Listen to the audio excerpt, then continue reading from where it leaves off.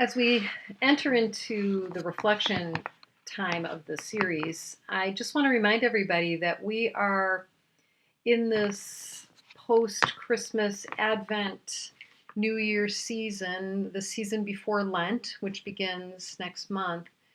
We are taking a time to step back and regroup, to take a deep breath together in worship, and to center on the Psalms, which are a collection of songs that were used in worship to describe all of the varied emotions and experiences that humanity has in their lives and in their relationships with God. And I can think of no more touching psalm for myself than 139. I've always been particularly touched by the image of being knit together in our mother's wombs. My mother was a big knitter, and I just loved that imagery of her knitting me together, maybe with God's knitting needles and yarn. I'm also really struck by this text of how personal this one is.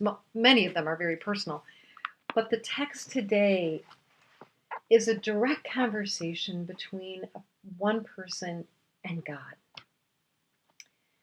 And it talks about how this person will praise God with all their heart for everything that God has done for them. And they talk about how God has searched them and known them no matter where they are, where they run to. And I hope you had the chance to see the video that I put up on Facebook. And let me think about how it's also, let me think about how Tyson's going to have it on YouTube here also. But it's the Psalm 139 set to music and beautiful imagery, and I hope that fills your heart and brings you some peace and solace in these very difficult times. I think particularly given how hard it's been to live through a pandemic, we're still living in it. The death toll is higher than it's ever been. As of this recording, the day before was 4,200 people died in our country, and that has just been around 4,000, over 3,000, and up to 4,000 just day after day after day. And many of you now have either been sick or you know people who have sick, and some of you have even had folks who died. And I felt that there was nothing better than to share how God is with you personally, in the midst of all of this. God promises that even in the darkness, it will not be dark to us, that God's light will shine in that darkness. This season, we are particularly focused on, as much as I can, to find people who have a testimony about how God has been working in their lives. And today I invite you to hear from Terry Fortman, who has a powerful story to share. Well, welcome to our time of sharing here. I want to introduce to you Terry Fortman, who years ago found Edwards when he and his wife lived in the Quad Cities and became a member. They retired and went to Florida, and due to the pandemic, they found us online again. And Terry has been very involved with us on our discussions, Bible studies, book groups, and all of that. And we're really glad we were able to make that connection again. And recently, Terry shared with us during Bible study a very important and very meaningful experience he had in his life, which really uh, fed his faith and led him to where he is today in his faith. And it really resonates with this Psalm 139, that God is very, very close to each and every one of us, and how that can really change our lives. And so I want Terry to share his story with us. Thanks for being here, Terry. Hello, Pastor Lisa. It's good to be here, and I'm happy to share. Uh, we talked about this a while back, and I thought a little bit more about my experience. And each time I think about it, it becomes a little bit deeper experience even than it seemed at the time. But a little over 4 years ago, I had a prostate cancer diagnosis. It came about because I had all these prostate symptoms and a gradually increasing PSA score, which is an index of prostate cancer sometimes. And I wasn't getting a DRE, which is a digital rectal exam from my GP. And so I just said, the next motorhome trip we take up to the Quad Cities in the summer, I'm going to go to my old urologist and we'll have him give me a DRE and we'll see what he thinks. Well, he gave me the DRE and he had concerns. And the next day, he did a biopsy on me. And I got back home a couple of weeks later, and at which time we got the results. And I had what's called in prostate cancer terms, what they call a Gleason 7 estimate from that biopsy. And I had always said that I was going to seek out elite medical care if I could, and if I ever had anything serious. Well, prostate cancer, for me, was very serious and it really shook me up. And so we called Mayo's up in Jacksonville, and I went to Mayo's, and with all deliberate speed, I had my prostate removed. Well, the first thing that happened that was bad news after the removal was that they give you a PSA test, and the hope is that your PSA is 0, because if there's cancer still in there, it'll generate some PSA. Well, mine was 0.20. So that was very depressing news, meaning that they hadn't gotten everything, because you're not supposed to have a PSA once your prostate disappears. And the second piece of bad news came about several weeks later, in which they altered my Gleason score. The original Gleason score was 7 on a scale of 10. Well, that was bad enough, but the definitive measure of my Gleason turned out to be a 9 on a 10-point scale.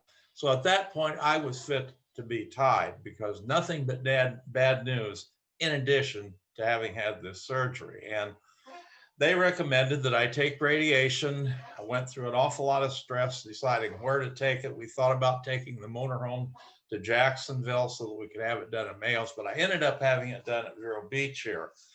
And so I had 2 months of radiation, had to commute down there every day. It was about 20 miles.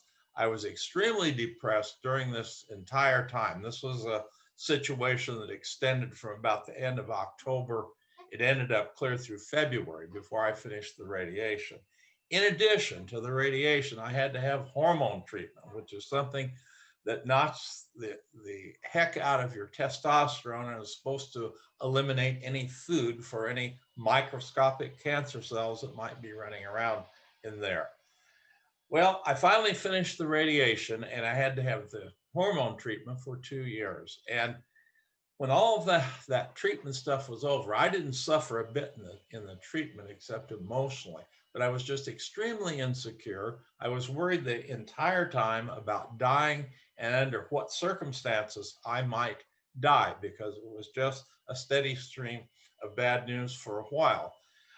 But somehow I came out of all that. I did an awful lot of thinking about God, whom I had not been as close to as I should have been during a big share of my life. But thank goodness I had come to Edwards and had gained the faith that I had. And I realized during that several months of waiting for this treatment to get over that God had always been there with me. And I just hadn't realized it. I had been through plenty of tough experiences in my life. And it became clear during that time that God was always there for me. And this was an insight that I gained, and I couldn't have gained it any other way, because I'd never had a definite and direct threat to my existence before. And if you haven't had that experience, and I hope you don't have it, you can't imagine what that feels like. And I, for the first time in my life, I had to come to terms with the idea of my own death. And most all of this was resolved with myself. It wasn't worked out talking to a minister or talking to my wife, but it was just what goes through your head when you go to bed at night. About the only escape that worked for me was to watch the Andy Griffith shows. They had a series of about 4 of them, so it was worth about 2 hours. And I was able to forget my worries during those 2 hours. And I was always so disappointed when it was over because I knew I had to face another night, try to sleep, and get through this cancer situation. Well, as it turned out, not long after I finished the radiation, I had a PSA test that was 0, and it's been stuck right where I want it on 0 ever since then. And so I just feel so thankful to the good Lord for being there for me, helping me get through that, and getting me to a much greater level of accommodation with the idea that my life, this life, is finite. Well, thank you, Terry. If you could say tell folks who are in a rough spot right now or questioning their own faith, if there was anything you could tell them right now, what would you like to tell them? Well, a couple of things. I was benefited by the fact that our minister at the UCC church down here touched base with me about every week. And half the time I didn't want to hear from the minister. I was depressed and I didn't especially want to deal with this. But I think the key is just to spend time with yourself. And if you have a religious faith or even the beginning of one, spend time trying to experience the richness of that and to refine it and learn to rely upon it until you get through the worst part of your crisis. And I had to become prepared that my life could end very quickly and it might end under conditions of great suffering.